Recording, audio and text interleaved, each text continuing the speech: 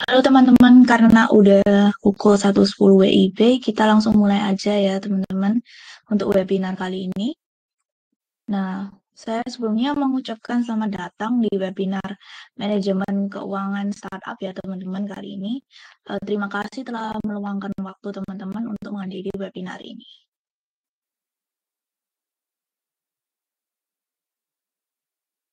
Nah, sebelumnya saya izin perkenalkan diri dulu ya teman-teman. Halo, salam kenal semuanya. Nama saya Felicia Clarin dan kebetulan saat ini sedang menjalankan program magang MSIB di PT Bisa AI untuk posisi Coworking Space Manager. Nah, untuk background pendidikan saat ini saya masih menempuh S1 untuk jurusan International Business Management semester 7 di Universitas Ciputra, Surabaya. Nah, pasti teman-teman udah nggak asing kan ya dengan startup dan banyak banget nih jenis-jenis startup baru yang terus berkembang pada Indonesia. Saya mau tanya nih, menurut teman-teman startup apa aja nih yang paling populer atau sering kalian gunakan di Indonesia? Kita langsung tulis di chat kolom ya teman-teman.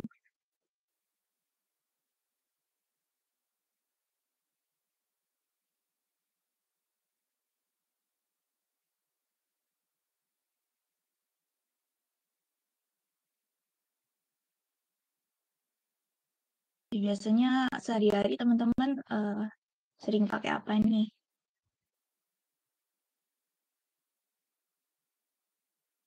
Ya, Shopee. Yang lain gimana teman-teman?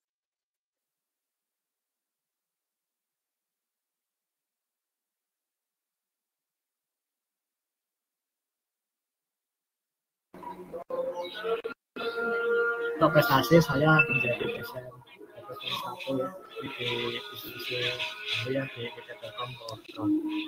Bidang ilmu saya ini ada machine learning, processing, video processing dan desain.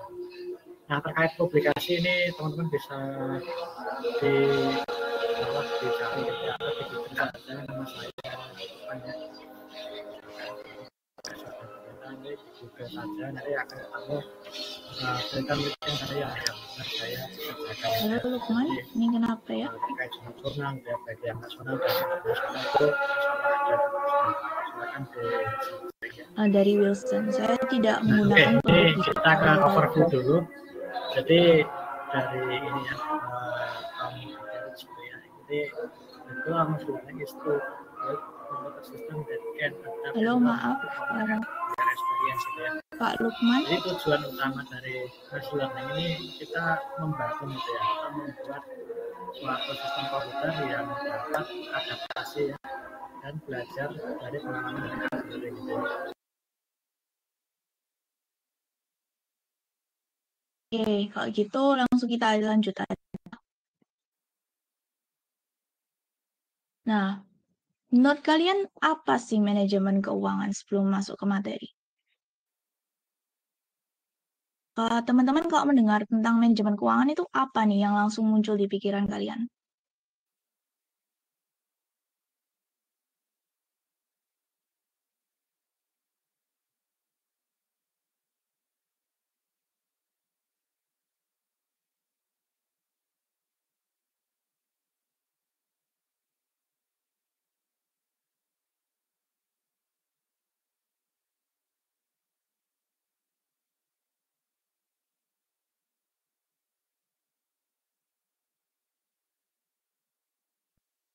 Pengelolaan uang. Bener banget nih.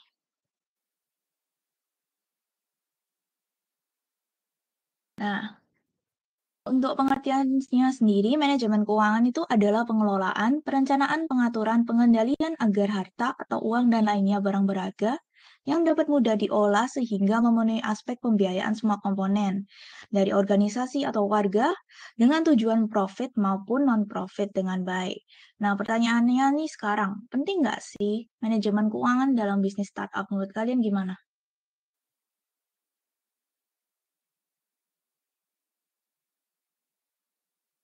Benar banget, sangat penting ya. Nah, berikut ini ada beberapa manfaat dalam organisasi untuk manajemen keuangan. Yang pertama adalah melakukan perencanaan keuangan, mengidentifikasi sumber-sumber pemasukan dan pengeluaran, pencairan dana, investasi, pendistribusian keuntungan, untuk mengelola dana, melakukan rencana dan pemeramalan arus kas, untuk melakukan pengelolaan aset, pengendalian biaya, dan juga untuk menetapkan harga. Nah, dalam startup, manajer keuangan sendiri itu punya tugas sebagai yang memberikan dan menganalisa laporan keuangan untuk perusahaan startup. Nah, berikut itu ada beberapa manfaat analisa laporan keuangan. Yang pertama, untuk melakukan evaluasi kinerja, penggajian, dan bonus. Dan yang kedua, untuk mengetahui kemampuan perusahaan untuk melunasi hutang yang ada. Nah, yang ketiga ada dari kemampuan untuk memperluas bidang usaha, terus ada juga untuk dividen, yaitu pembagian saham kepada para investor, dan juga perpajakan. Nah, teman-teman ada yang tahu nggak nih bahasa atau istilah lain dari manajemen keuangan yang biasanya berkaitan erat dengan manajemen keuangan ini kira-kira apa ya istilahnya?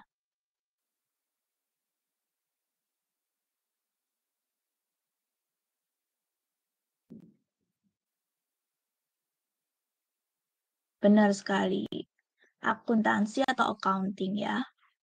Nah, untuk bahasa umum yang sering dipakai dalam manajemen itu adalah akuntansi. Nah, akuntansi sendiri itu adalah proses pencatatan transaksi keuangan yang berkaitan dengan bisnis. Nah, proses akuntansi ini mencakup meringkas, menganalisis, dan melaporkan transaksi ini kepada lembaga pengawas, regulator, dan entitas pemungut pajak. Nah, dalam manajemen keuangan ini ada beberapa aspek. Yang pertama yaitu budgeting, pendanaan operasional, dan kemudian yang terakhir ada pembiayaan modal. Nah, mari kita bahas satu-satu ya untuk aspek manajemen keuangannya. Yang pertama, kita ada budgeting. Nah, budgeting dalam perusahaan ini untuk mengatur budget masing-masing departemen yang ada dalam organisasi untuk mencapai tujuannya. Nah, biasanya dalam perusahaan yang pertama dibuat adalah target penjualan, di mana departemen yang lain akan menyusun biaya apa yang diperlukan untuk memproduksinya.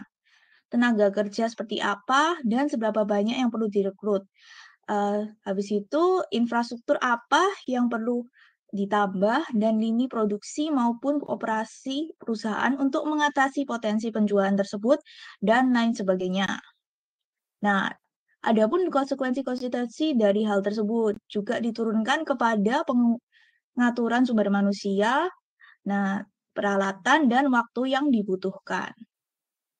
Nah, yang kedua aspeknya ada pendanaan operasional. Nah, pendanaan operasional sendiri ini adalah biaya yang berupa pengeluaran uang untuk melaksanakan kegiatan pokok, yaitu berupa biaya penjualan dan administrasi untuk memperoleh pendapatan, tidak termasuk pengeluaran yang telah diperhitungkan dalam harga pokok penjualan dan penyusutan yang biasa kita diawasi oleh otoritas jasa keuangan atau OJK yang bisa kita ketahui.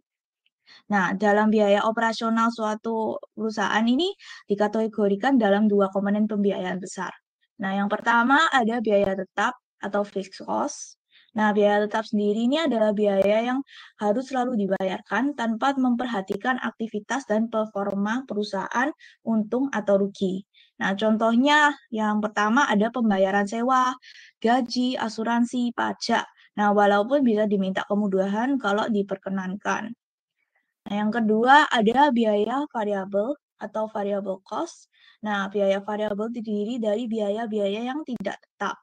Apabila produksi mengalami penurunan, maka biaya variabel juga ikut turun. Dan sebaliknya. Nah, contohnya adalah biaya penggunaan bahan baku, biaya distribusi. Nah, untuk lainnya ada juga istilah break even point atau penjualan break even. Nah, penjualan break even akan terjadi jika biaya total yang dikeluarkan sama dengan penerimaan dari penjualan. Banyaknya unit produksi yang diperlukan agar biaya operasional bisa ditutupi penerimaan, nah itu baru disebut dengan break even point.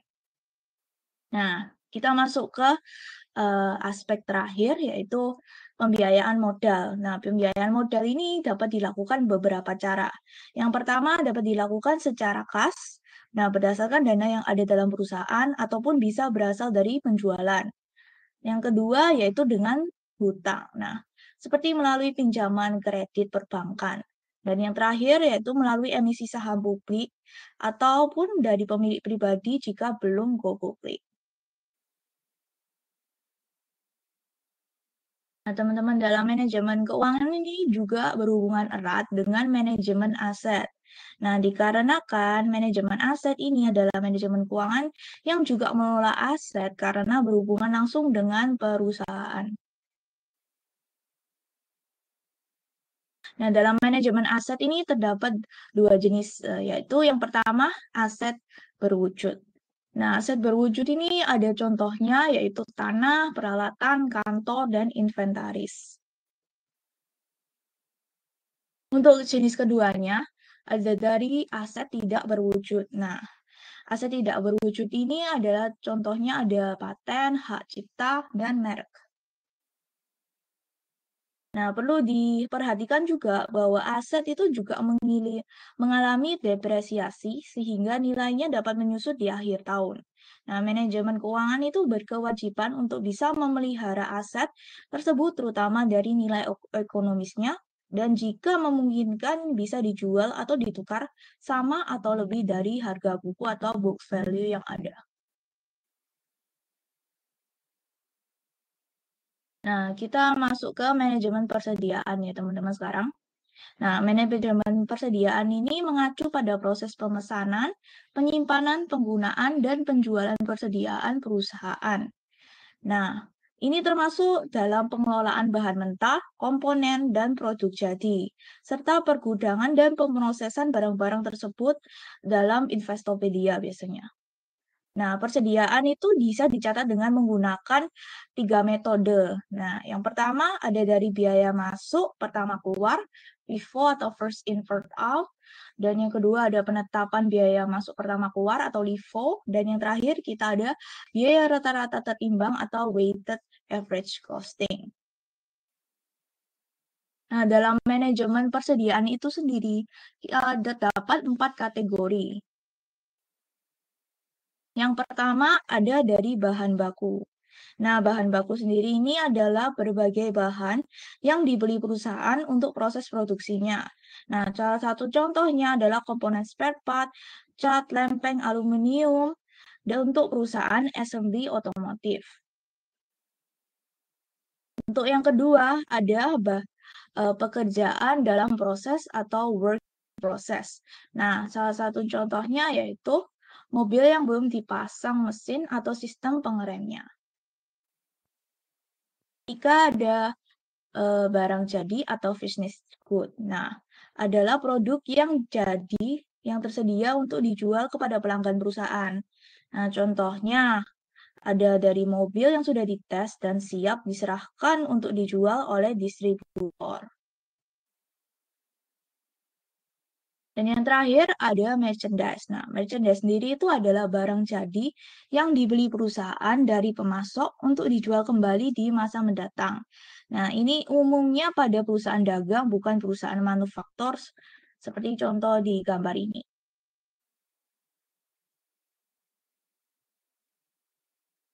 Dan yang terakhir, ini ada dari manajemen investasi atau Investopedia. Nah, manajemen investasi ini adalah kegiatan untuk penanganan, pengendalian, perencanaan suatu aset, keuangan, dan investasi lainnya. Nah, manajemen investasi juga mengatur mengenai perolehan dan pelepasan suatu portofolio aset dan aspek keuangan yang ada di dalam seperti perpajakan. Nah, berikut ini udah materi pertama sudah saya selesai sampaikan, nanti ada 2 materi lainnya. Apa ada pertanyaan nggak nih dari teman-teman sejauh ini?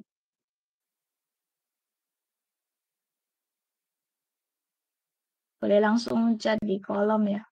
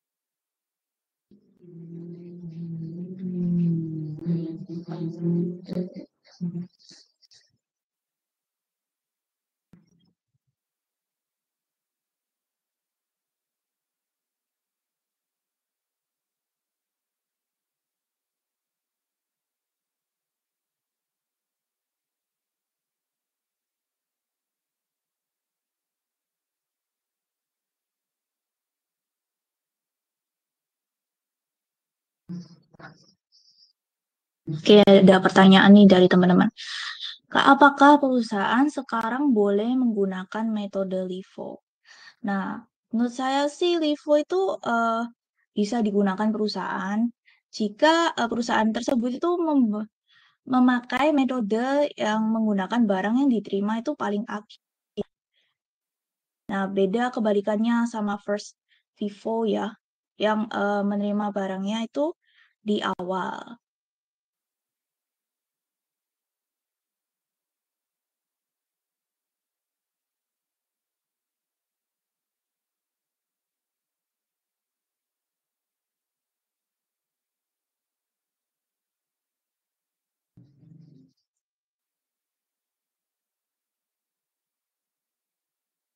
Ya balik lagi sih mungkin dari masing-masing regulasi perusahaan dan juga dari PSAK juga ya memang disarankan untuk menggunakan Vivo ya.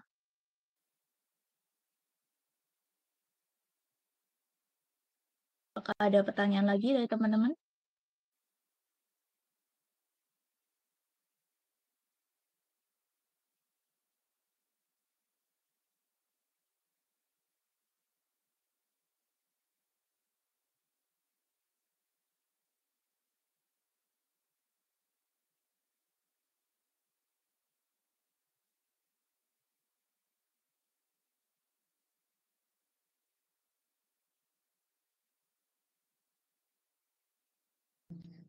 Baik, jika tidak ada, kita langsung lanjut aja ya. Oke, kalau gitu untuk materi keduanya, kita ada dari pengenalan pasar keuangan.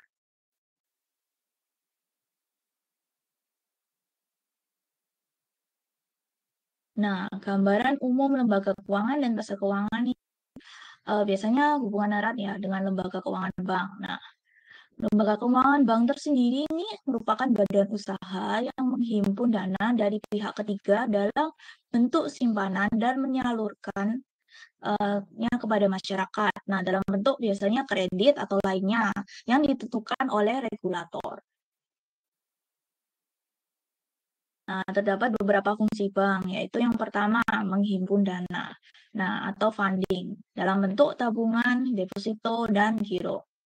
Nah, yang kedua ada untuk menyalurkan dana, lending atau financing seperti kredit modal kerja, perumahan, atau konsumsi. Nah, yang terakhir ada memberikan jasa bank lainnya atau financial services. Nah, seperti jasa transfer, jasa pembayaran, clearing, kartu kredit, bank garansi yang biasanya oleh bank itu dalam bentuk warkat yang mengalihkan tanggung jawab membayar terhadap pihak yang menerima.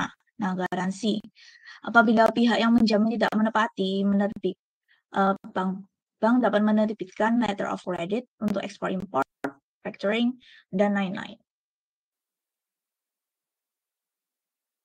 Nah, sebelum lanjut, saya mau tanya nih sama teman-teman. Ada yang bisa sebutin nggak nih, apa aja lembaga keuangan non-bank yang ada di Indonesia?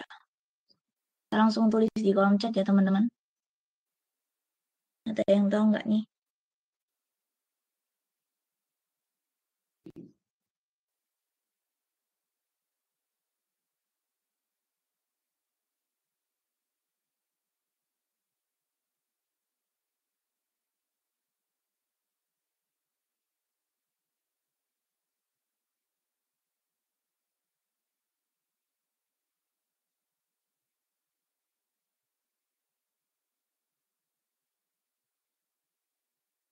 Ya, benar banget. Koorporasi, penggadaian, koorporasi.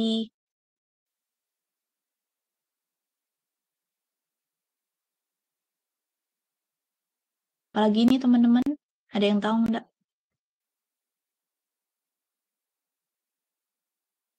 Oke, Kak, gitu langsung aja kita lanjut ya.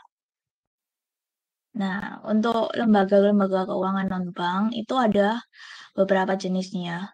Yang pertama itu ada perusahaan asuransi atau insurance companies. Nah, terdiri dari asuransi jiwa dan asuransi umum. Nah, contoh produknya asuransi jiwa itu juga bisa berupa asuransi kesehatan, kematian, asuransi kecelakaan, dan asuransi hari tua. Nah, contoh produk asuransi umumnya adalah asuransi mobil, rumah, bepergian atau travel, dan lain sebagainya. Yang kedua ini ada sewa guna usaha atau leasing companies. Nah, perusahaan sewa guna itu usaha biasanya menawarkan dua jenis leasing, yaitu operating leasing, leasing tanpa hak opsi, dan finance atau capital lease. Nah, leasing dengan hak opsi. Nah, hak opsi sendiri itu adalah hak yang untuk membeli objek sewa guna usaha setelah berakhirnya perjanjian berdasarkan nilai sisa dan disepakati bersama. Yang ketiga ini ada dari ajak piutang atau factoring companies. Nah, perusahaan ajak piutang ini menyediakan jasa untuk membeli piutang kliennya dengan diskon. Nah, bisa berupa invoice atau dokumen kelengkapan lainnya yang diperlukan dan menagihnya kepada pemberi kerja atau proyek kepada kliennya. Oke, kalau gitu kita masuk ke materi pasar keuangan ya, teman-teman. Nah, pasar keuangan atau money market merupakan pasar yang memperjualbelikan instrumen keuangan jangka pendek. Nah, biasanya dengan ukuran dari 1 tahun. Para pemain bisa berupa para dealer, bank, maupun bagian treasury pada perusahaan. Nah, tujuannya adalah menambah nilai dari dana yang ada dan tidak produktif untuk dipakai menghasilkan keuntungan. Nah, bentuk instrumennya bisa berupa commercial paper, SPPU, atau surat berharga pasar uang, interbank call money. Nah, regulator pasar uang di Indonesia adalah Bank Indonesia.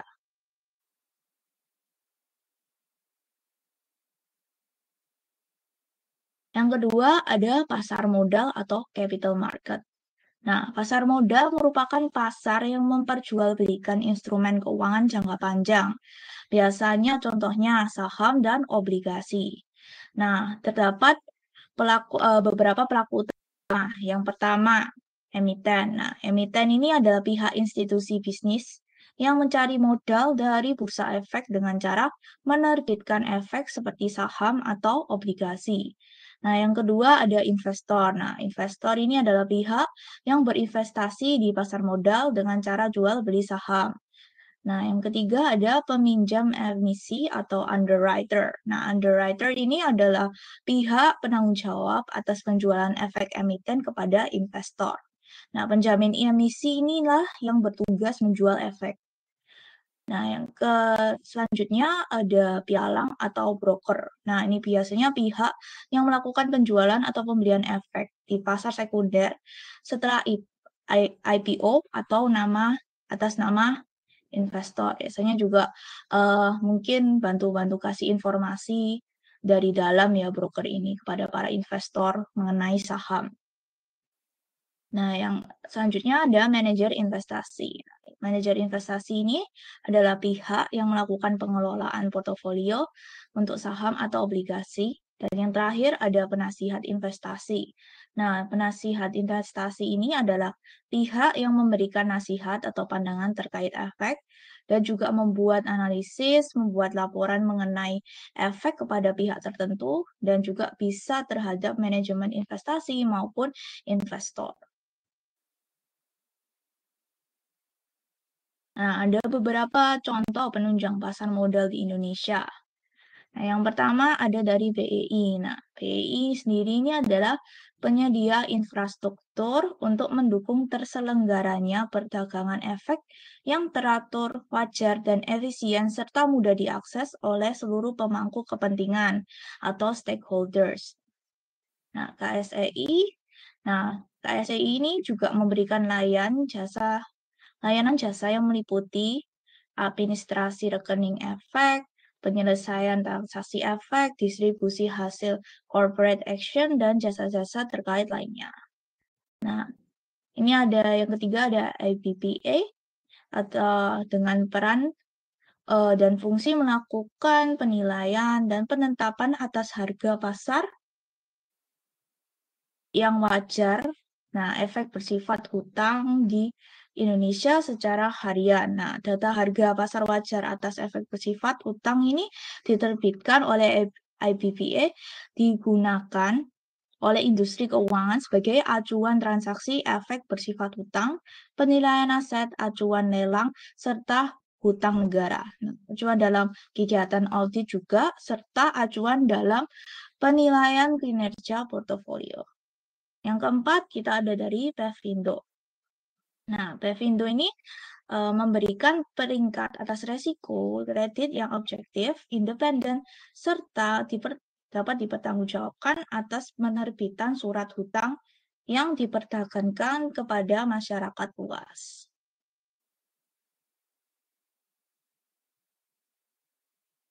Yang kelima, kita ada dari KPEI. Nah, KPEI ini sendiri adalah lembaga clearing dan penjaminan yang menjalankan kegiatan clearing dan fungsi penjaminan penyelesaian transaksi bursa efek. Nah, yang selanjutnya kita ada dari akuntan publik. Akuntan publik ini adalah pihak yang berwenang untuk melakukan pemeriksaan atas keuangan emiten atau financial due diligence, nah, serta memberikan pendapatnya. Selanjutnya kita ada dari konsultan hukum. Nah, konsultan hukum ini adalah pihak yang berwenang memberikan pendapat secara hukum mengenai emisi efek dan juga legal due diligence. Selanjutnya kita ada dari notaris. Nah, notaris ini adalah pihak yang berwenang untuk membuat akta autentik tentang perjanjian dan pernyataan yang dibuat oleh pelaku pasar modal. Dan yang terakhir kita ada penilai. Nah, penilai ini adalah pihak yang menerbitkan dan mendatangani laporan penilaian atas nilai aktiva yang dibuat berdasarkan pemeriksaan menurut keahlian dari penilaian.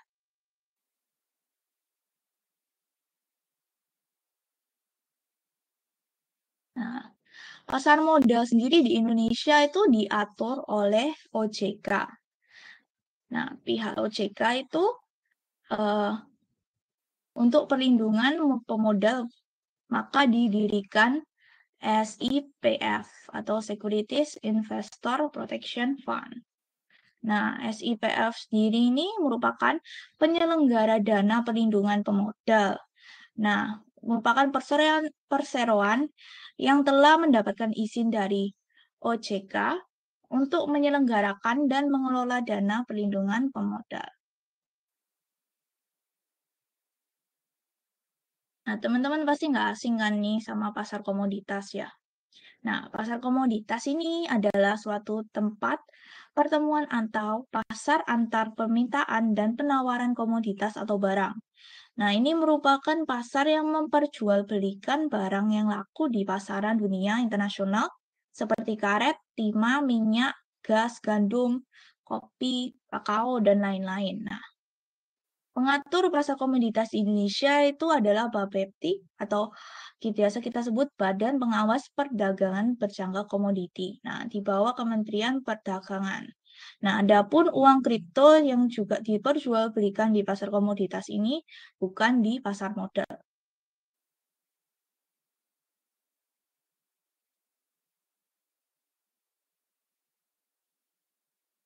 Oke.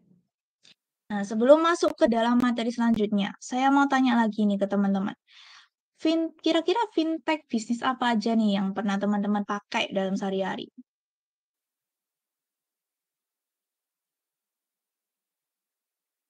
Kira-kira apa nih teman-teman? Mungkin e-money yang bisa kalian pakai.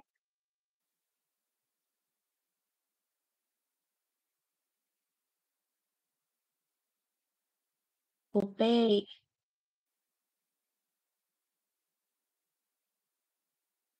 Teman-teman lainnya gimana?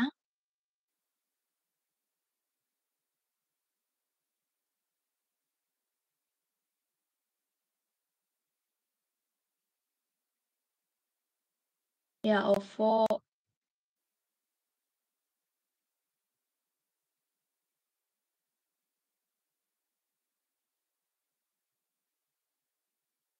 Oke, saya lanjut ya.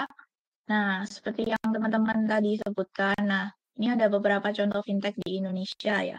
Ada OVO, Link Aja, cekaja.com, Dana, Doku, Kudo.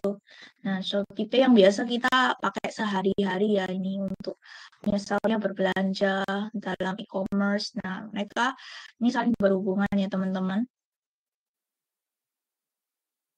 Nah, fintech sendiri itu merupakan salah satu alternatif. Nah, untuk berinvestasi yang menghadirkan pilihan buat masyarakat yang mempunyai keinginan untuk mengakses layanan jasa keuangan yang secara praktis, efisien, nyaman, dan ekonomis. Nah, keberadaan fintech sangat mempengaruhi gaya hidup masyarakat ekonomi di Indonesia ini.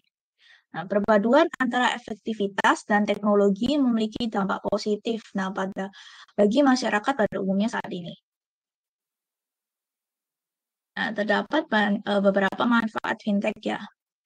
Nah, di lingkungan masyarakat. Nah, manfaat yang pertama yaitu fintech dapat membantu perkembangan baru di bidang startup teknologi yang tengah menjamur saat ini. Nah, sekarang kan banyak banget nih teman-teman startup jenis-jenis baru yang berkembang di Indonesia.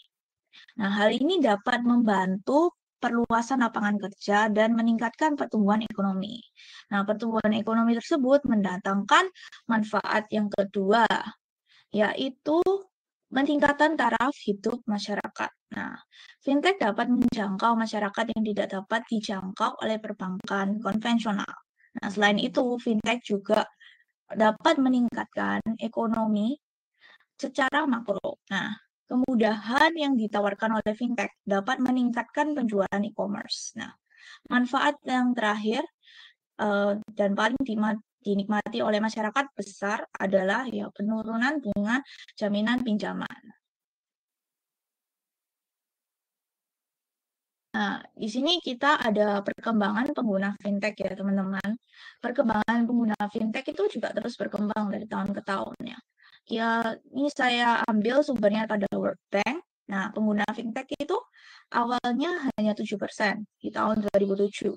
Nah, kemudian berkembang 20% di tahun 2011, kemudian meningkat menjadi 36% di tahun 2014, di tahun 2017.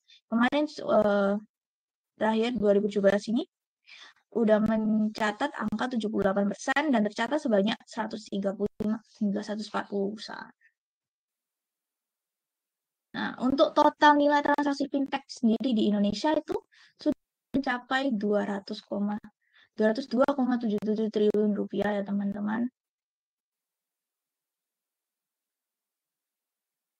Nah, untuk jenis-jenis fintech sendiri ada beberapa. Nah, di Indonesia hadirnya fintech itu seperti yang saya bahas sebelumnya telah membantu masyarakat menyelesaikan berbagai masalah. Nah, berikut beberapa jenis fintech yang sedang berkembang dan memberikan solusi bahan finansial bagi Indonesia. Nah, yang pertama ini ada dari crowdfunding. Crowdfunding ini atau penggalangan dana merupakan salah satu model fintech yang sangat populer di berbagai negara, nah termasuk pastinya Indonesia. Nah, dengan adanya teknologi ini, masyarakat dapat menggalang dana atau berdonasi untuk suatu inisiatif atau program sosial yang mereka pedulikan. Salah satu contohnya adalah penggalangan dana untuk membangun pesawat R80 yang didesain oleh B.J. Habibie. Nah, contoh startup fintech yang dengan model crowdfunding yang kini tengah populer di Indonesia adalah kitabisa.com. Nah, teman-teman tahu nggak nih kitabisa.com? Atau ada yang pernah pakai?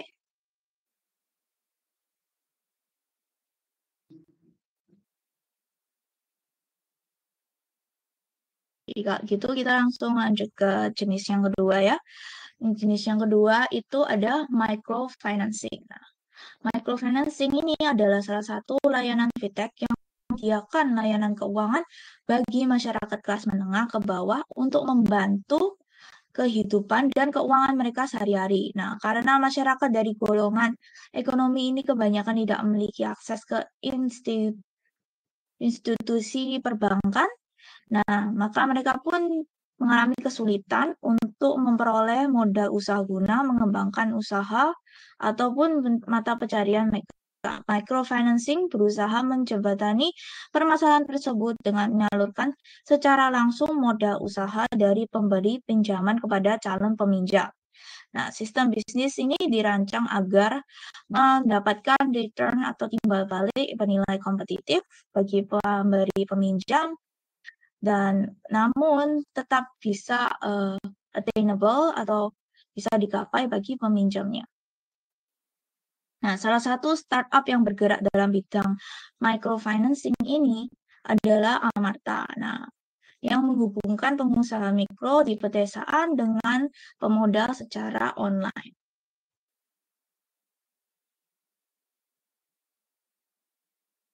Nah, untuk jenis-jenis fintech yang ketiga ada dari P2P lending service. Nah, jenis ini lebih dikenal sebagai fintech untuk peminjaman uang. Nah, fintech ini membantu masyarakat untuk membutuhkan akses keuangan, untuk memenuhi kebutuhan sehari-hari biasanya. Nah, dengan fintech ini, konsumen dapat meminjam uang dengan lebih mudah untuk memenuhi berbagai kebutuhan hidup tanpa harus melalui proses berbelit-belit yang sering ditemui di bank konvensional. Nah, salah satu contoh dari fintech yang bergerak dalam bidang peminjaman uang ini adalah Awan Tunai. Nah, sebuah startup yang memberikan fasilitas cicilan digital dengan aman dan mudah. Dan yang keempat, kita ada market comparison. Nah, dengan fintech ini, teman-teman dapat membandingkan macam-macam produk keuangan dari berbagai penyedia jasa keuangan. Nah, fintech juga dapat berfungsi sebagai perencana finansial. Dengan bantuan fintech, penggunanya dapat mendapatkan beberapa pilihan investasi untuk kebutuhan di masa depan. Nah, yang terakhir ada dari digital payment system. Nah, ini teman-teman pasti paling sering ya menggunakan digital payment system. Biasanya kita scan melalui barcode ini. Nah, fintech ini bergerak di bidang biaya penyediaan layanan berupa pembayaran semua tagihan seperti pulsa, pasca bayar, kartu kredit, atau token listrik PLN. Nah, salah satu contoh fintech yang bergerak dalam digital payment system ini adalah PayFast yang berbasis keagenan untuk membantu masyarakat Indonesia. Nah, terutama mereka yang tidak memiliki akses ke bank untuk melakukan pembayaran berbagai macam tagihan setiap bulannya.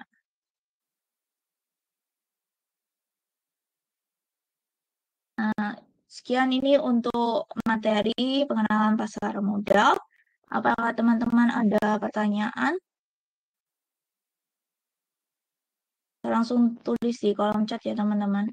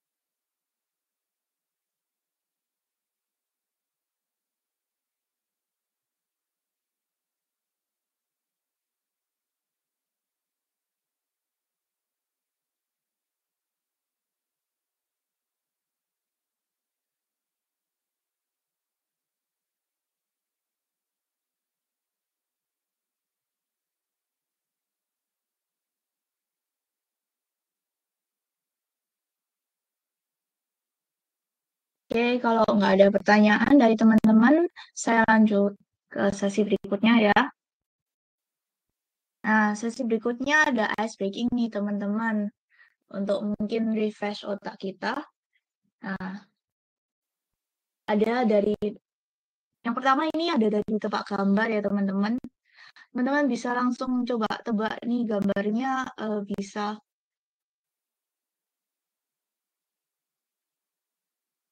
Langsung tulis di kolom chat ya. Bertekuk lutut. Wah, gimana lainnya, teman-teman?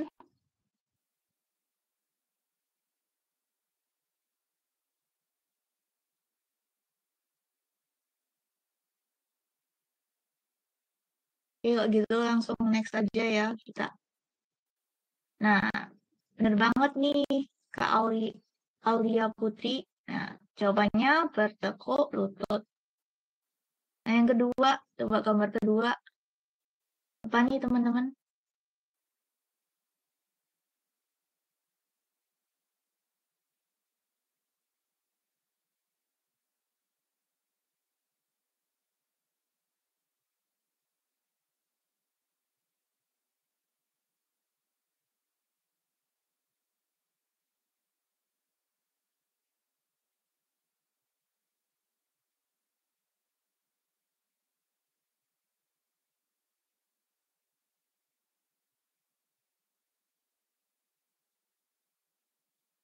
Yuk teman-teman, kira-kira apa nih? Gambar pertama,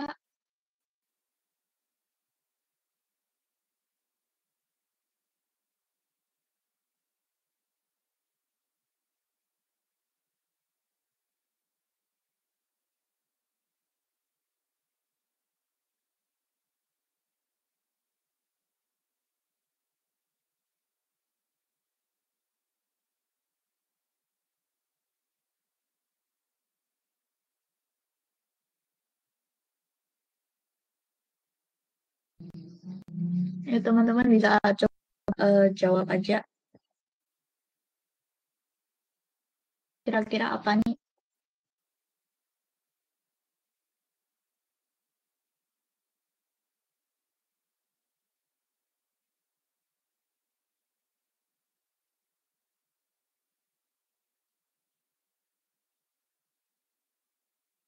Ada perangkap pencuri, perang pancuri. Teman-teman lainnya ada yang punya jawaban lain?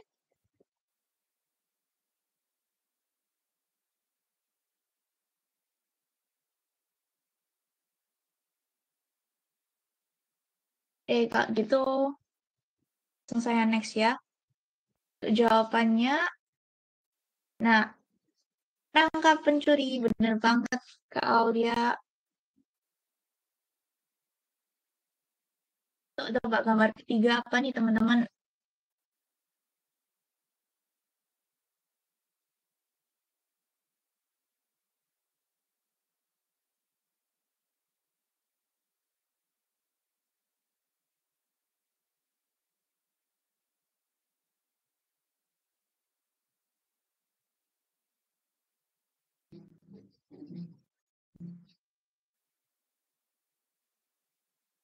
Kira-kira apa nih? Yang pertama,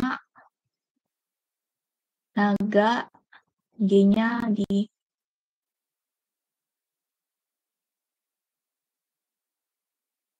dari Diki, gagal melangkah. Enggak.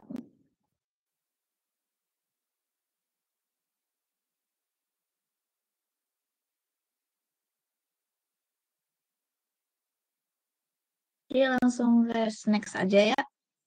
Benar banget untuk Kak Riki ya. Jawabannya gagal melangkah. Nah, karena haknya ini terbalik. Dibalik jadi K. Nah, untuk yang keempat nih. Apa nih teman-teman?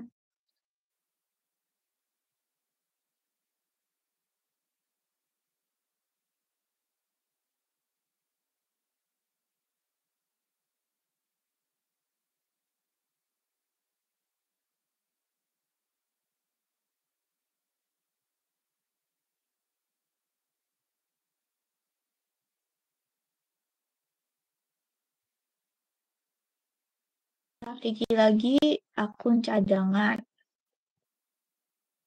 Teman-teman lainnya apa ada jawaban lagi?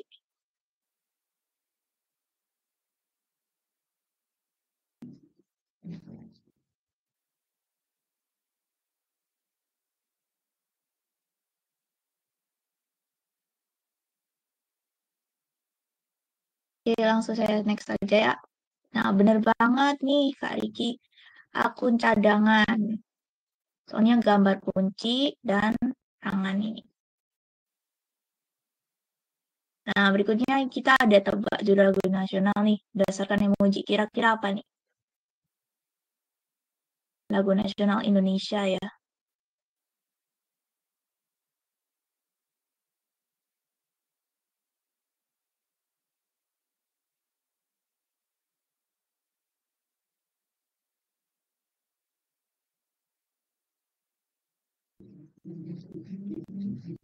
Dari Kak Regina, Bangun Pemudi Pemuda.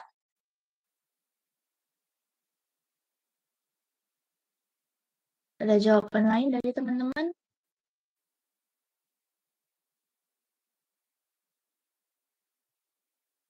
Ya langsung saya next saja ya.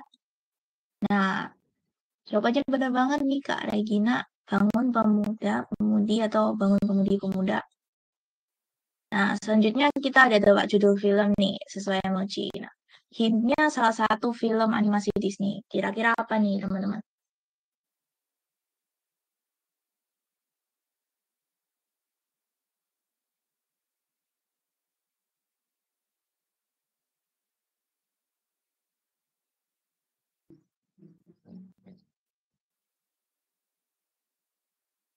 Ya, bisa langsung tebak aja, teman-teman.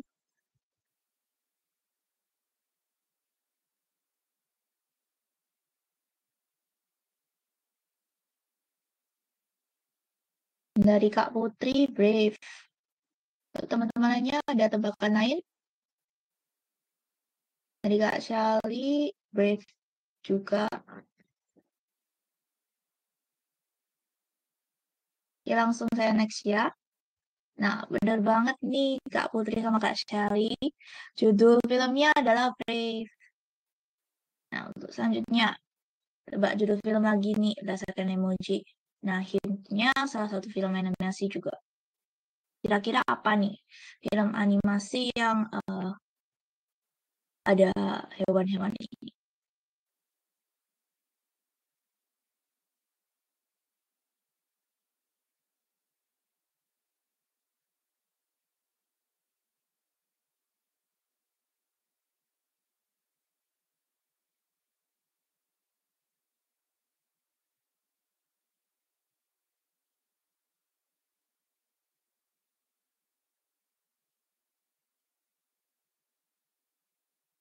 Oke, langsung saya next ya.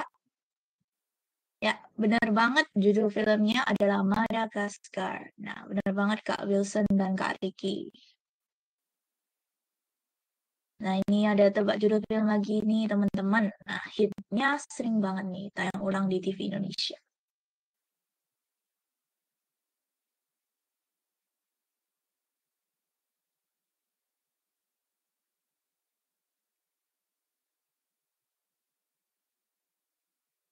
Home Alone, Home Alone. Oke, benar banget nih, teman-teman. Judul filmnya adalah Home Alone. Buat nih, teman-teman, benar semua. Nah, ini ada tebak judul film lagi. Nah, ini salah satu film dari Marvel.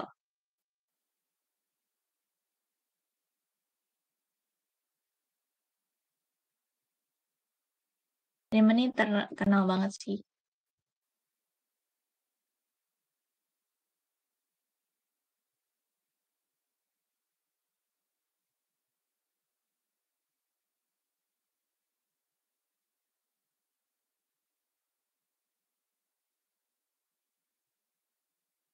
Avenger dari Kak Wilson.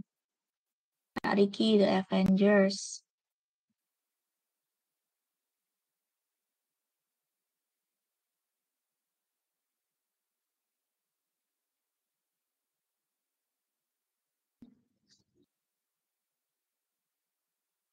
Oke, langsung ada jawaban lagi dari teman-teman.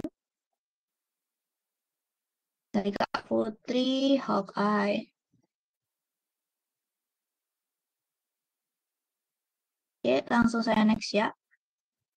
Ya, untuk judul filmnya The Avengers nih, teman-teman.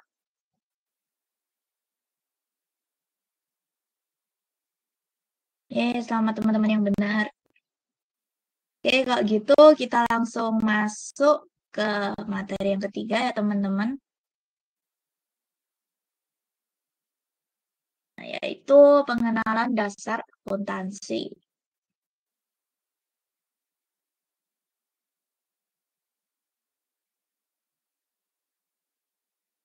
Nah, sebelum masuk ke materi, saya mau tanya lagi nih, atau mungkin refresh ingatan dari materi sebelumnya. Nah, menurut teman-teman apa sih akuntansi itu?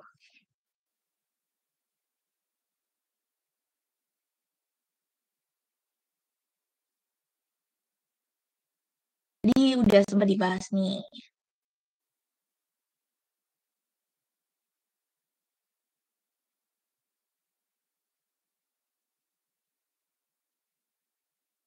Dari Kak Alia, pencatatan transaksi. Nah, benar banget ini. Dari Kak Syali, perhitungan uang. Benar. Pembukuan. Ada jawaban lain dari teman-teman? Oke, jawaban dari teman-teman benar banget ya semua. Nah, jadi akuntansi seperti di materi sebelumnya adalah suatu proses pencatatan transaksi keuangan yang berkaitan dengan bisnis, baik profit maupun nirlaba. Nah, proses akuntansi ini mencangkup, meringkas, menganalisis, dan melaporkan transaksi ini kepada regulator dan entitas pemungut pajak. Nah, dalam akuntansi ini ada beberapa jenis akuntansi. Yang pertama, kita bahas dari yang akuntansi perpajakan. Akuntansi perpajakan sendiri adalah struktur metode akuntansi yang berfokus pada pajak daripada penampilan laporan keuangan publik. Nah, di sini ada aturannya sendiri. Nah, di mana tidak semua pengeluaran bisa dikategorikan sebagai pengeluaran dan pendapatan sebagai pendapatan. Nah, contohnya adalah tidak semua biaya pemasaran seperti biaya hiburan dan lain-lain dapat dipakai sebagai pengurangan biaya. Nah, hal ini akan mengakibatkan profit menjadi lebih besar sehingga berkonsekuensi pajak yang lebih tinggi.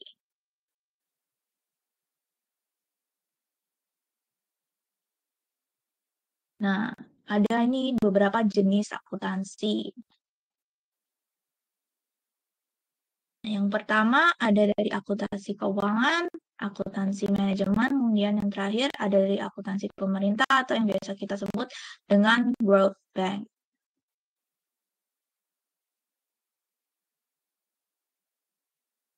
Nah, akuntansi keuangan ini sendiri yang pertama yaitu adalah serangkaian proses yang berujung pada penyusunan laporan keuangan yang berhubungan dengan perusahaan secara keseluruhan untuk dipakai oleh pengguna keuangan baik internal maupun eksternal perusahaan. Nah, laporan ini jadi bisa dipakai pihak investor, kreditor, fiskus pajak sesuai dengan standar yang ada atau PSAK atau pedoman yang tadi teman-teman sempat sebutin ya untuk pedoman atau prosedur dalam pembuatan laporan akuntansi keuangan.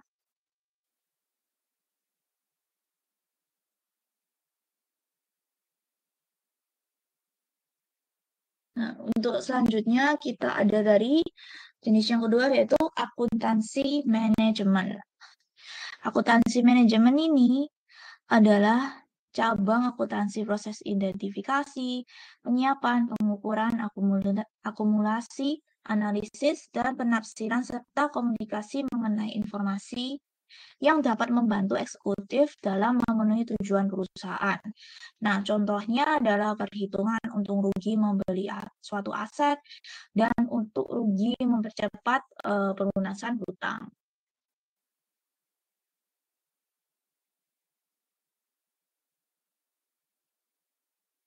Nah, untuk jenis akuntansi ketiga, yaitu akuntansi pemerintah atau World Bank. akuntansi pemerintah atau World Bank ini adalah proses pencatatan, analisis, pengklasifikasian, peringkasan, komunikasi, dan interpretasi informasi keuangan tentang pemerintah secara agregat dan secara rinci, mencerminkan transaksi dan peristiwa ekonomi lainnya yang melibatkan penerimaan, pengeluaran, transfer, kegunaan, dan disposisi aset dan kewajiban.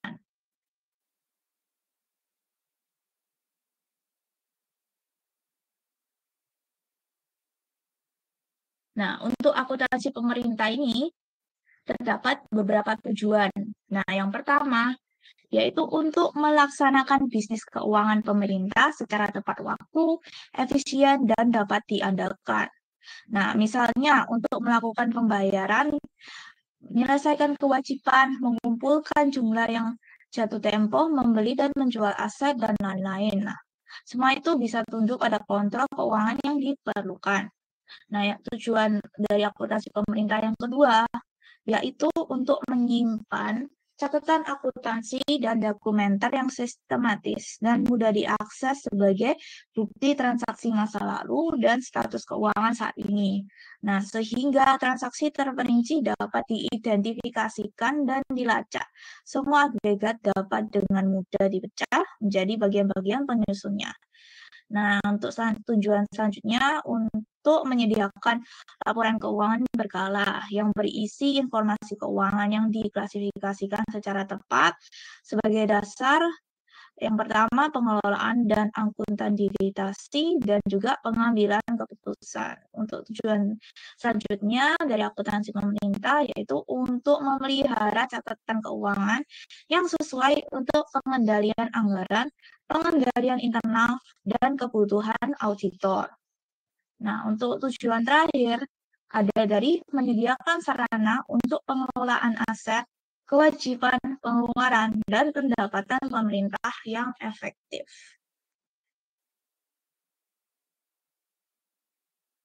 Nah, selanjutnya dalam akuntansi itu terdapat siklus akuntansi. Nah, siklus akuntansi merupakan proses kolektif untuk mengidentifikasikan, menganalisis, dan juga mencatat peristiwa akuntansi perusahaan. Nah, siklus akuntansi ini umumnya terdiri dari 1 tahun atau periode akuntansi lainnya. Nah, terdapat 8 tahapan dalam siklus akuntansi. Yang pertama, itu ada identifikasi transaksi. Yang kedua ada catat transaksi dalam jurnal.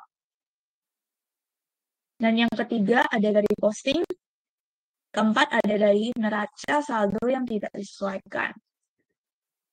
Untuk tahap kelima ada dari lambar kerja.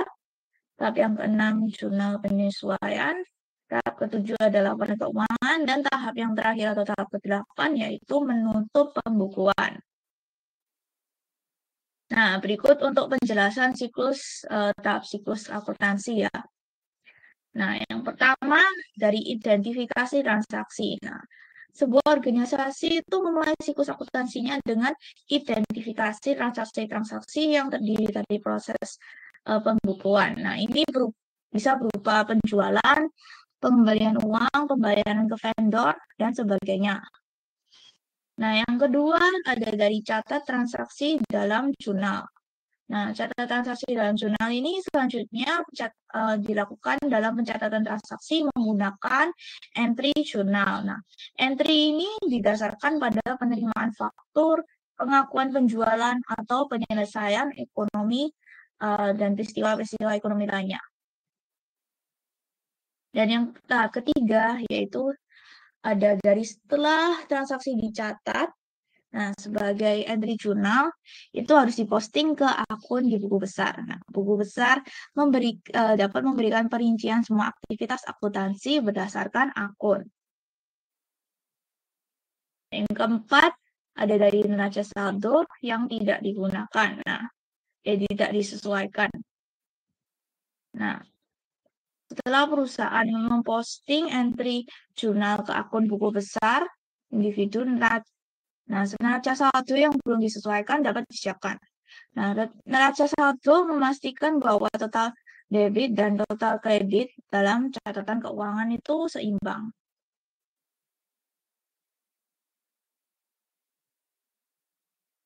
Yang kelima ini ada dari lembar kerja. Nah, lembar kerja ini yaitu untuk menganalisis lembar kerja dan mengidentifikasi entry penyesuaian merupakan langkah kelima dari siklus akuntansi. Nah, lembar kerja ini dibuat dan digunakan untuk memastikan bahwa debit dan kredit sama. Nah, jika ada perbedaan, maka perlu dilakukan penyesuaian. Nah, untuk tahap ke-6 ada dari jurnal penyesuaian.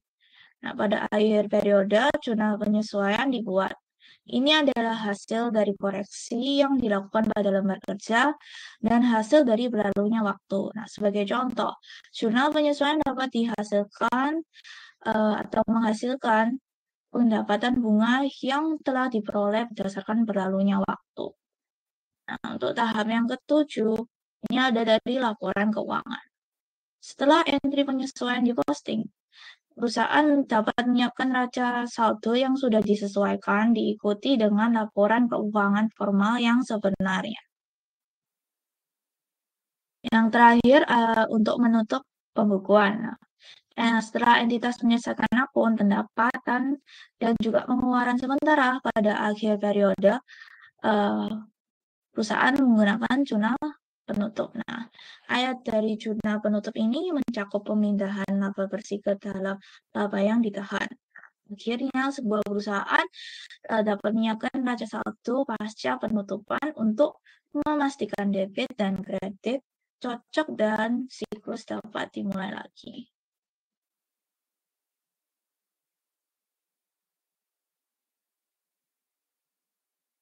Untuk selanjutnya kita masuk ke dalam persamaan dasar akuntansi.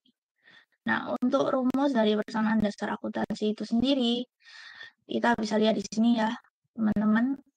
Itu aktiva sama dengan hutang ditambah modal. Nah, untuk penjelasan aktiva sendiri itu merupakan harta yang dimiliki perusahaan berupa aset bergerak maupun tidak bergerak. Nah, contohnya seperti tanah, mobil, dan yang tidak berwujud seperti merek, royalti, piutang, dan hak paten biasanya. Nah, untuk hutang biasanya itu merupakan kewajiban yang menjadi beban perusahaan. Nah, seperti hutang pembelian kredit, mortgage, obligasi, dan lain-lain. Nah, untuk modal sendiri merupakan hak atau klaim pemilik atas harta dari perusahaan itu sendiri. Nah, contohnya bisa setoran modal oleh pemilik. Nah, pengambilan disebut dengan sebagai withdrawal.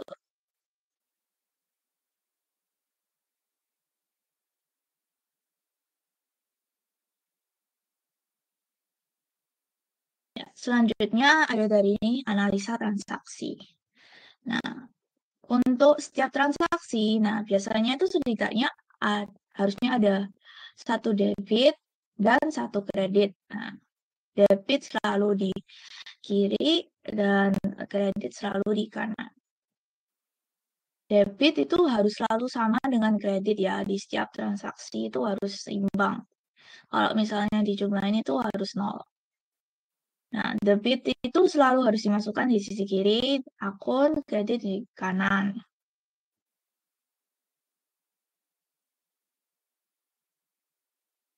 Nah, untuk aset sendiri bisa dilihat debit bisa ditambah, kredit bisa dikurang, terus untuk di kewajiban, debit bisa dikurang, kredit bisa ditambah, dan untuk modal, rumusnya debit dikurang dan kredit ditambah. Tabel saldo normal di atas itu menggambarkan saldo normal dari akuntansi. Nah, di mana kekayaan atau aset jika semakin bertambah. Nah, jika semakin bertambah di sisi debit itu nambah ya, teman-teman. Penambahan kas, naiknya penjualan secara kas maupun piutang, atau meningkatnya aset yang dibiayai dengan hutang. Nah, untuk kewajiban sendiri, nah jika semakin bertambah, maka akan bertambah di sisi kredit. Nah, dan sebaliknya. Jadi kalau misalnya teman-teman ini nambah di kredit, pasti harus dikurang di debit dengan jumlah yang sama. Nah, salah satu contohnya dalam kewajiban ini adalah pembelian aset dengan hutang atau pembiayaan modal kerja yang berupa kas dengan hutang.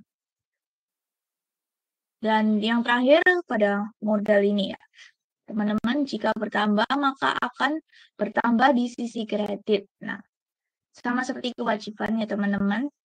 Jadi kalau misalnya modal itu biasanya bertambah di kredit dan berkurang di debit.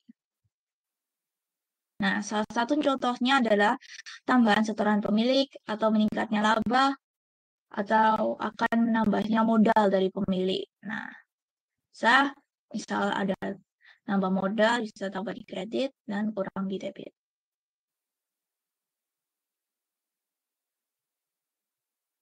Nah, terdapat istilah dalam akuntansi Investopedia, yaitu yang kita biasa sebut dengan jurnal ya teman-teman.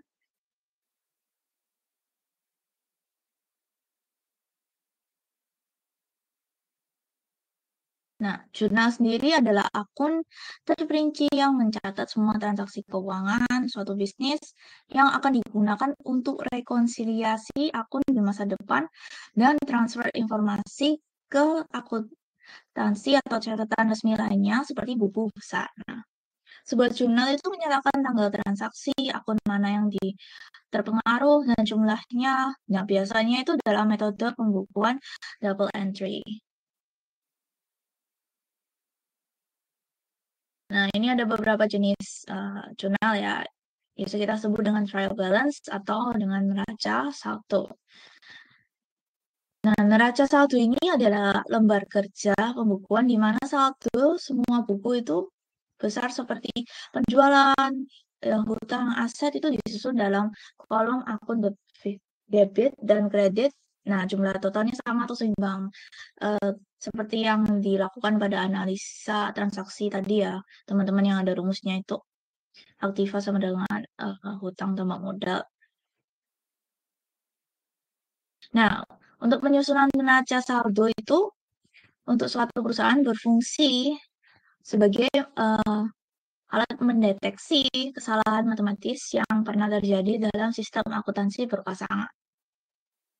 Nah, jika total debit sama dengan total debit, nah neraca saldo itu dianggap seimbang dan tidak boleh ada kesalahan matematika dalam buku besar karena itu bisa mempengaruhi besar ya teman-teman, untuk tidak misalnya ada kesalahan jadi data yang kita dapat misalnya kayak laba atau modal gitu yang kita keluarkan bisa kurang akurat ya teman-teman.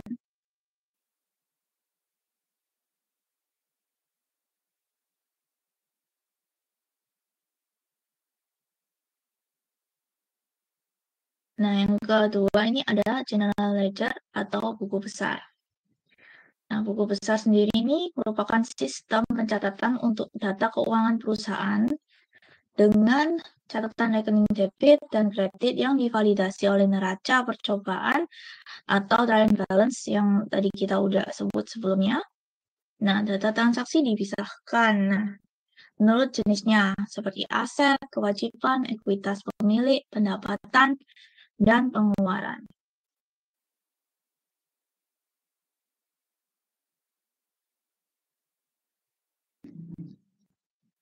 Nah, ini teman-teman ada beberapa contoh dari chart of account COA.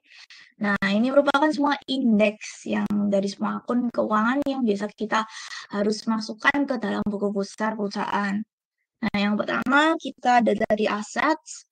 Nah, assets itu ada dibagi dari dua, yaitu yang pertama aset lancar atau current asset biasa kita sebut dalam bahasa asingnya. Yang pertama dari aset lancar ada dari cash, piutang, dan persediaan. Nah, untuk aset jangka panjang itu dapat tanah, misalnya bangunan. Nah, biasanya bangunan atau tanah ini kantor perusahaan ya teman-teman. Nah, untuk kewajiban ini juga ada dua, sama kayak aset ya, yaitu kewajiban lancar. Nah, kewajiban lancar ini termasuk dari hutang dagang, Nah, untuk kewajiban jangka panjang kita ada termasuk dari obligasi. Selanjutnya ada dari saham pemilik. Nah, saham pemilik ini terdiri dari saham dan laba yang ditahan atau bisa tadi di materi awal saya sebut dengan dividen ya, teman-teman.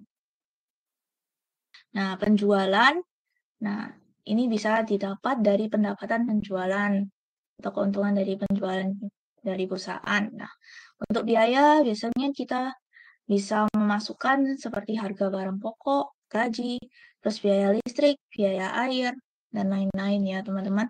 Bisa disesuaikan dengan kebutuhan dan juga pengeluaran dari masing-masing perusahaan. Karena kebutuhan setiap perusahaan itu berbeda-beda ya teman-teman. Nah, ini ada beberapa contoh transaksi yang biasa kita mempengaruhi aset. Nah, biasanya ya, dilakukan penjualan secara kas dan piutang. Nah, misalnya pada 31 Desember ada kas masuk 1 juta, penjualan masuk 1 juta, otomatis kita juga nambah juga di kas 1 juta. Nah, ini seperti yang dijelaskan langsung menambah aset sebesar 1 juta dalam bentuk kas. Nah, karena ini penjualan kita masuk misalnya ya dari hasil penjualan kita 1 juta. Nah, otomatis kita uang kas kita kan bakalan nambah ya 1 juta teman-teman.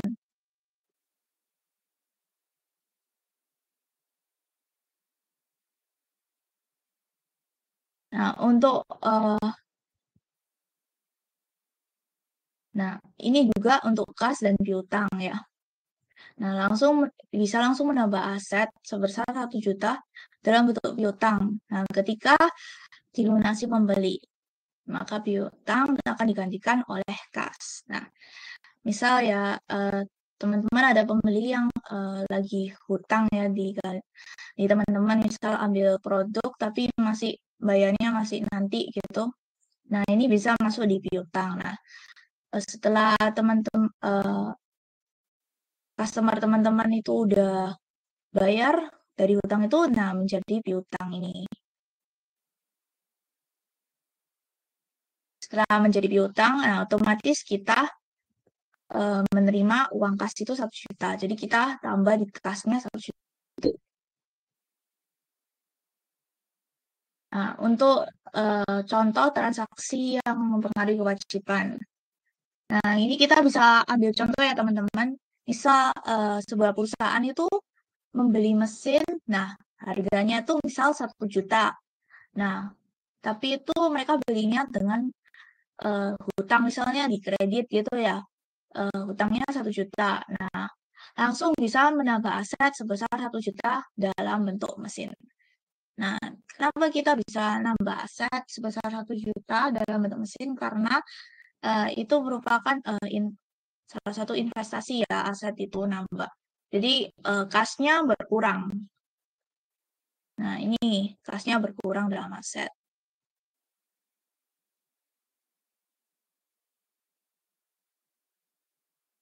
Jadi kesimpulannya, jika perusahaan itu membeli mesin dengan hutang, nah di hutang nambah 1 juta, nah di aset, bagian aset nanti kita masukkan 1 juta ini. Nah di bagian kasnya kita dikurang 1 juta karena ada hutang untuk membayar hutang 1 juta ini teman-teman.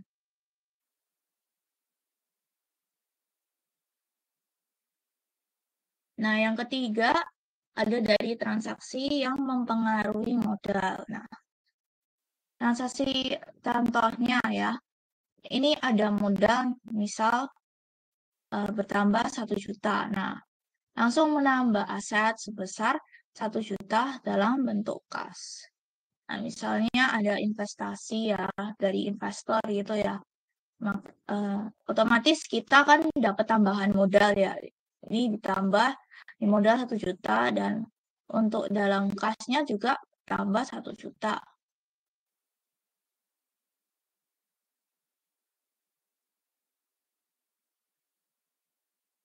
Nah, ini selanjutnya kita ada dari adjusting entry. Nah, Adjusting entry ini merupakan jurnal penyesuaian. Nah, jika terdapat misalnya suatu keraguan, misalkan penjualan dalam bentuk piutang itu tidak bisa tertagih. Nah, kan pasti ada kan, misal customer yang mungkin udah ditagih berkali-kali tapi kayak masih belum bisa membayar hutang mereka gitu. Jadi otomatis perusahaan tidak bisa menerima piutang dari customer tersebut. Nah, karena itu kita harus melakukan adjusting entry. Nah, contoh diperkirakan penjualan sebesar 1 juta rupiah ini misal nggak tertagih ya. Ini contohnya salah satu temennya. Misal yang di full account itu ada 1 juta, terus allowance-nya ada 1 juta. Nah, ini awalnya kan ya, tidak bisa ditagih kan ya. Nah, kita balik lagi ke jurnal penyesuaian. Nah, kan jika terdapat satu keraguan, bisa diganti ya teman-teman. Nah, jadi kita masukkan ke allowance-nya, kita ubah di atas. Nah, kita masukkan piutang 1 juta ini. Nah, ternyata bisa ditagih karena kita terbalikan. Nah, tadi ya allowance ini dibawa, terus kita naikkan ke atas. Nah, terus kita isi dengan piutang 1 juta ini. Piutang yang tidak bisa tertagih ini. Nah, kita putar balikan. Nah, hasil jadi ternyata bisa ditagih. Nah, kita ubah lagi. Balikan lagi dari double accounts. Nah, jadi kita allowance-nya 1 juta yang di atas jadinya yang awalnya di bawah ini, terus double account yang di bawah 1 juta yang awalnya di atas ini. Akhirnya kita ubah memang mindset-nya jadi piutang.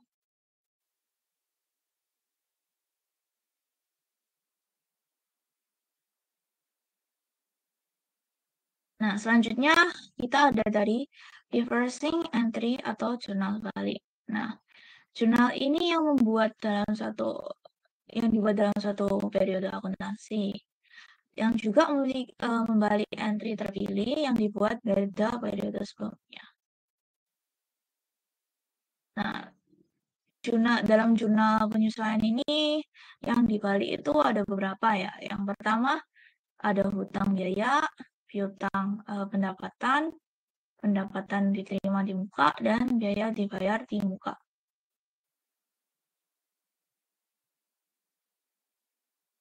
Oke, terima kasih. Sekian materi yang saya sampaikan hari ini. Apakah ada pertanyaan teman-teman?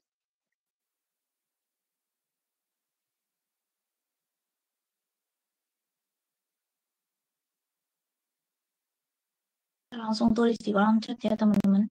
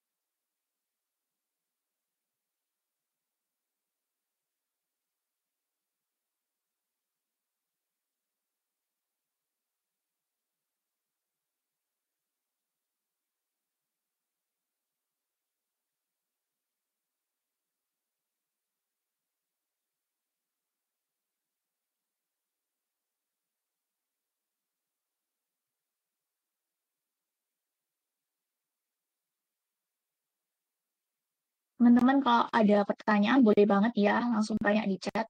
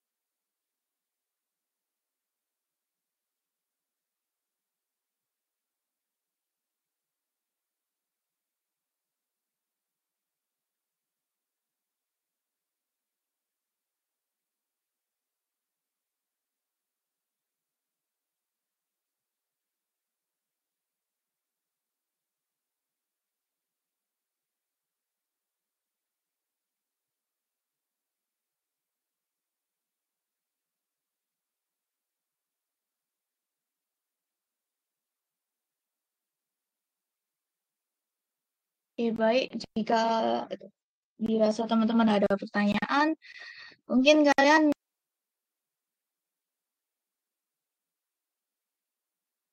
bisa mengerjakan ya untuk peserta. Untuk post test ini hanya sekedar untuk mengetes misal pemahaman kalian di jawaban tentang materi ini. Kita langsung klik linknya ya teman-teman di chat itu.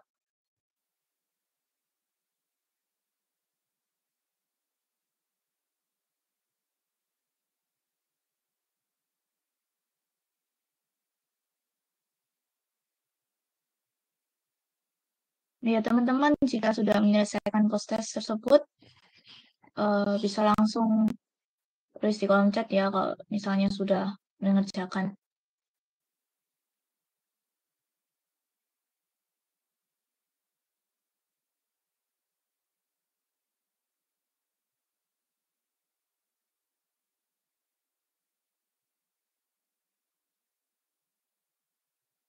Oke, sudah saya buka ya barusan. Kalau sudah bisa teman-teman, coba di reload ya.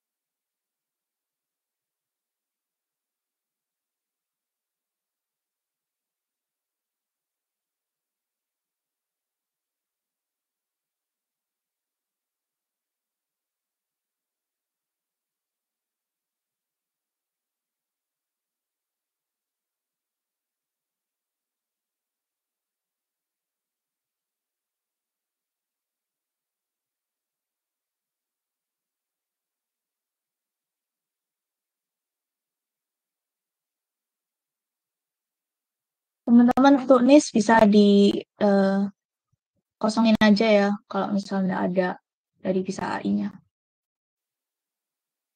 Atau kasih strip aja gitu.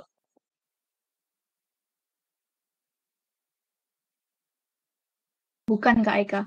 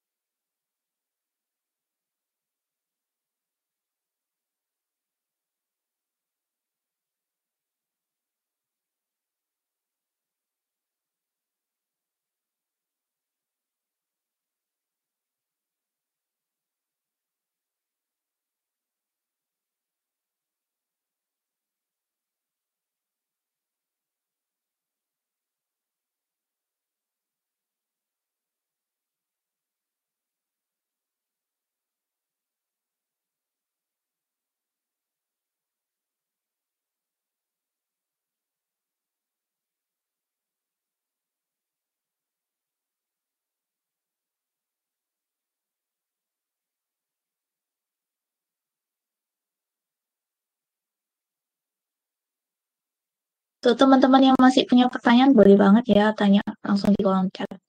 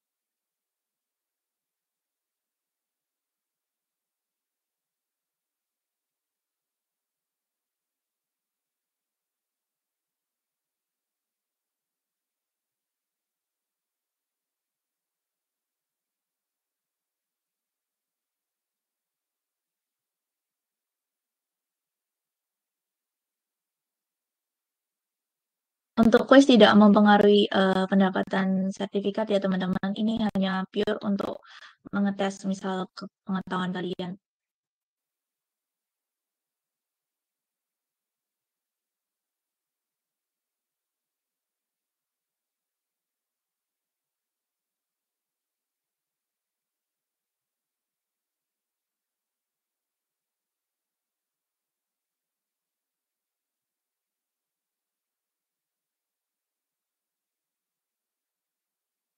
Tidak apa-apa ya teman-teman. Kalau misalnya hanya kecil, kita di sini juga masih sama-sama belajar teman-teman.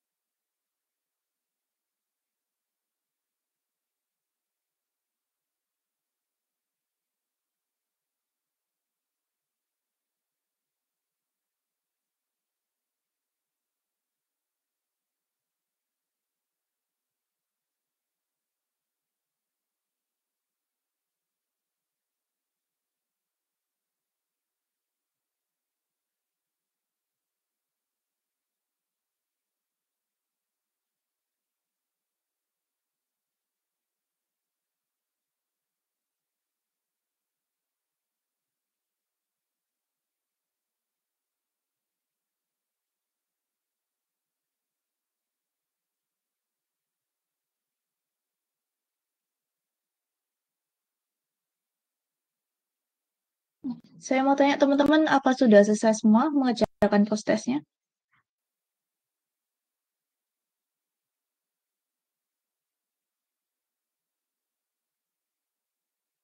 Oke, kalau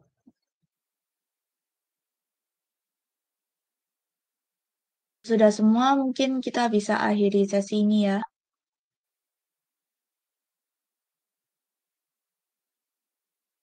Teman-teman boleh leave.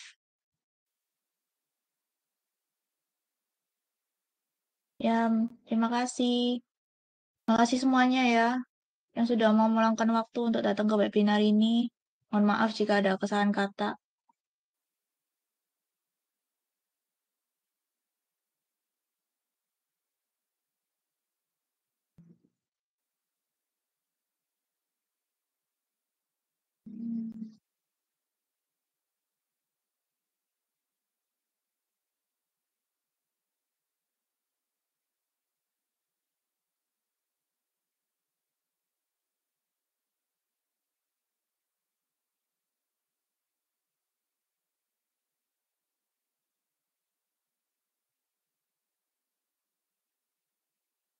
Ya, sama-sama teman-teman semuanya.